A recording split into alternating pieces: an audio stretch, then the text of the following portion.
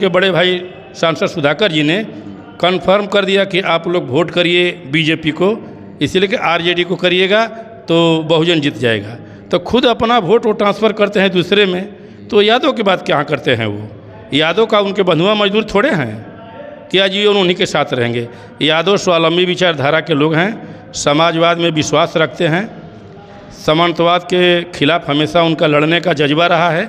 और जब जब सामंतवादियों ने चुनाव में बुरी तरह से मार खाने के बाद में, हार जाने के बाद में और पिता की अध्यक्ष जी जाने के बाद में वो बेहताशा बयान दे रहे हैं।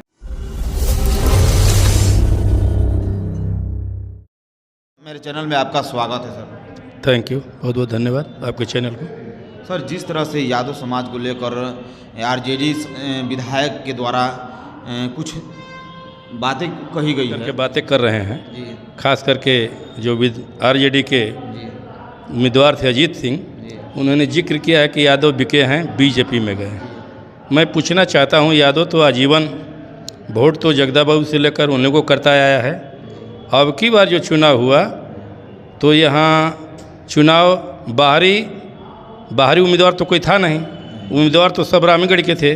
पिंटू यादव भाजपा के उम्मीदवार थे और पिंटू यादव में यहाँ के लोगों ने खासियत देखा कि पिंटू यादव ही यादवों का मान सम्मान बचा सकते हैं, इसलिए सभी लोगों ने पिंटू यादव का साथ दिया।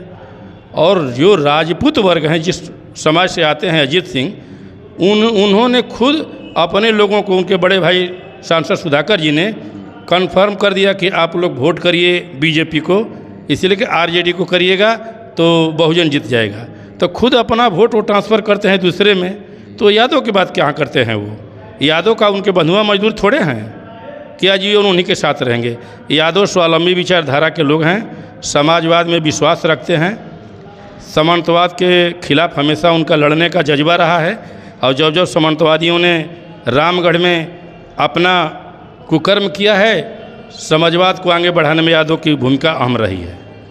सर, जिस तरह से प्रॉपर एकदम गांव का नाम धर बता रहे हैं कि यहाँ के यादव भाजपा को वोट कन्वर्ट किए, क्या लग रहा है कहाँ? देखिए, पार्टी और दल में सिद्धांत किसी व्यक्ति का जाति से संबंध नहीं रखता, उस व्यक्ति से रखता है कि कौन जाति के लोग किसको सपोर्ट करेंगे, कौन जाति के लोग किसको सपोर्ट करेंगे। मैं कहता हूं कि वो तो पहले कहा करते थे कि राष्ट्रीय जनता दल है जो समर्पित कार्यकर्ताओं का पनगा है, टैची में रुपया लेकर जाइए और टिकट लेकर आइए। आखिर जो टैची वाला ही जा कर के टिकट लेकर आएगा तो क्या राजद के समर्पित कार्यकर्ता आपके यहाँ खाक छानेंगे? आप ही को देखते रहेंगे, कई परिवार के लोग देखते रहेंगे। इसीलिए अजीत सिंह का जो बयान है वो हताशा का बयान है। चुनाव में बुरी तरह से मार खाने के बाद में, हार जाने के बाद में और पिता की अध्यक्ष जी जाने के बाद में वो बेहताशा बयान दे रहे हैं। वो लोग मानसिक संतुलन खो बैठे हैं। चुनाव के समय में ही देखते थे कि किस तरह का बयान देते थे, घुटनों पर ला देंगे तो नामर्द हैं। इसलिए इन लोगों की बातों में कोई आने वाला नहीं है, न इन लोगों की बातों में कोई दम है, बगैर तथ्यहीन बात है, बगैर आधार की बात है। इसीलिए इन सबों की बातों को कोई जनता, यहाँ की रामगढ़ जनता कमेंट नहीं करती है इनके ऊपर। और आने वाले 25 के चुनाव में पुनः पिंटू यादव के साथ यहाँ की जनता मजबूती से खड़ा होगी और 25 में विधानसभा का फतह होगा। भाजपा का यहाँ परचम लहरेगा। बहन मायावती जी के दिशा निर्देश में हम लोग काम कर रहे हैं और 25 में मजबूती के साथ चुनाव लड़ा जाएगा।